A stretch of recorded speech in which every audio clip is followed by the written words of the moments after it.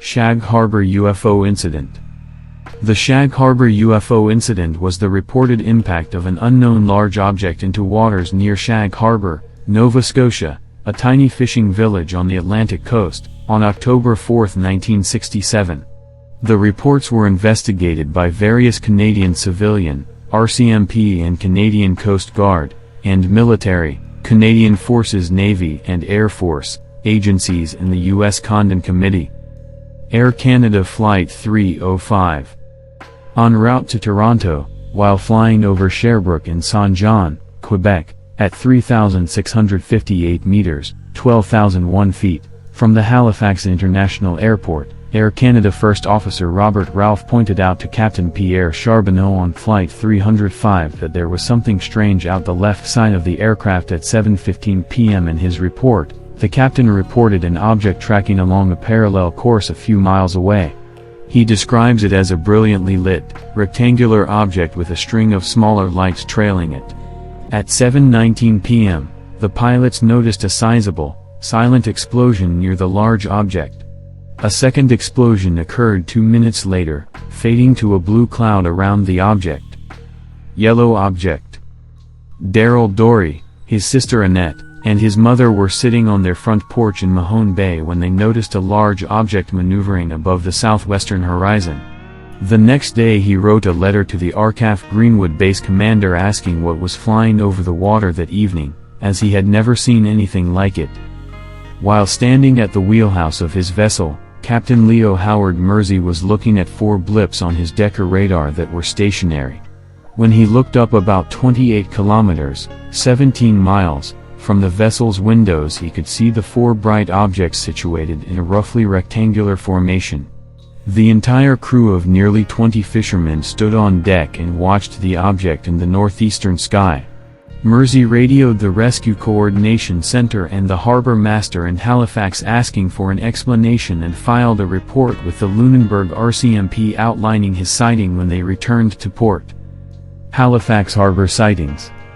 The Chronicle Herald and local radio stations reported a glowing object that was seen by many people who called their newsroom.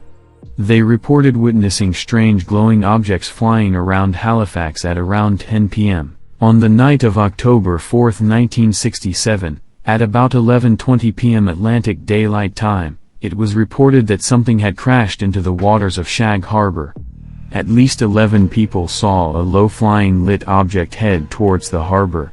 Multiple witnesses reported hearing a whistling sound like a bomb, then a whoosh, and finally a loud bang. The object was never officially identified and was therefore referred to as an unidentified flying object, UFO, in Government of Canada documents. The Canadian military became involved in a subsequent rescue/recovery effort.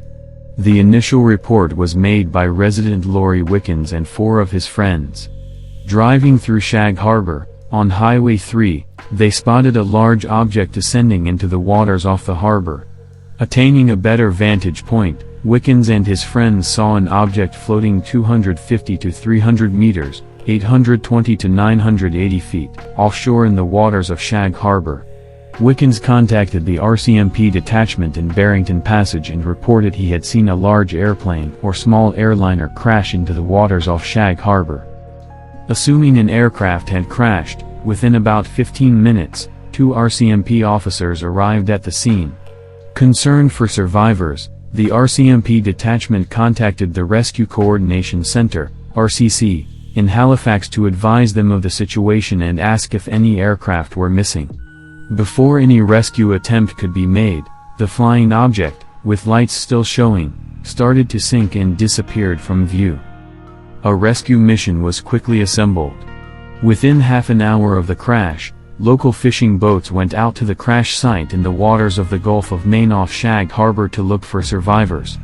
No survivors, bodies, or debris were taken, either by the fishermen or by a Canadian Coast Guard search and rescue cutter, which arrived about an hour later from nearby Clark's Harbour. By the next morning, RCC Halifax had determined that no aircraft were missing. While still tasked with the search, the captain of the Canadian Coast Guard cutter received a radio message from RCC Halifax that all commercial, private, and military aircraft were accounted for along the eastern seaboard, in both Atlantic provinces in New England. The same morning, RCC Halifax also sent a priority telex to the air desk at Air Force Headquarters in Ottawa, which handled all civilian and military UFO sightings, informing them of the crash and that all conventional explanations such as aircraft, flares, etc. had been dismissed. Therefore, this was labeled a UFO report. The head of the air desk then sent another priority telex to the Navy headquarters concerning the UFO report and recommended an underwater search be mounted. The Navy, in turn, sent another priority telex tasking Fleet Diving Unit Atlantic with searching. 2 days after the incident had been observed, a detachment of Navy divers from Fleet Diving Unit Atlantic was assembled, and for the next 3 days, they combed the seafloor of the Gulf of Maine off Shag Harbour looking for an object. The final report said no trace of an object was found. Documents.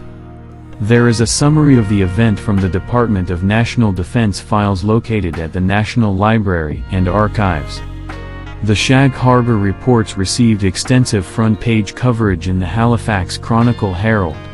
The paper ran a headline story on 7th of October titled, "Could Be Something Concrete in Shag Harbour UFO-Archive." The article, by Ray McLeod, included witness descriptions of an alleged object and crash, the Air Force's search and rescue effort, and the Navy's underwater search that was underway, including 3 additional divers from Fleet Diving Unit Atlantic. The head of the Air Force's air desk in Ottawa, Squadron Leader Bain, who recommended the Navy undertake an underwater search, was also quoted as saying the Air Force was very interested in the matter. "We get hundreds of reports every week, but the Shag Harbour incident is one of the few where we may get something concrete on it." The article also mentioned UFO reports that immediately preceded the incident, including one from a woman in Halifax around 10 p.m.